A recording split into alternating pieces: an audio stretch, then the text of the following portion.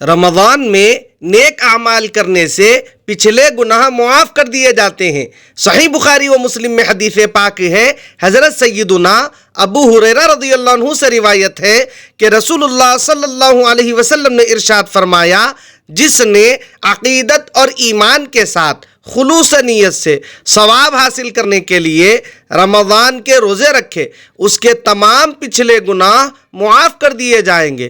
اور جو عقیدت اور ایمان کے ساتھ خلوص نیت سے رمضان میں عبادت کرے، یعنی تراویح، تلاوت قرآن اور ذکر میں مشغول رہے، تو اس کے تمام پچھلے گناہ معاف کر دیے جائیں گے۔ اور جس نے عقیدت اور ایمان کے ساتھ خلوص نیت سے شب قدر میں عبادت کی، تو اس کے بھی تمام پچھلے گناہ معاف کر دیے جائیں گے۔ اللہ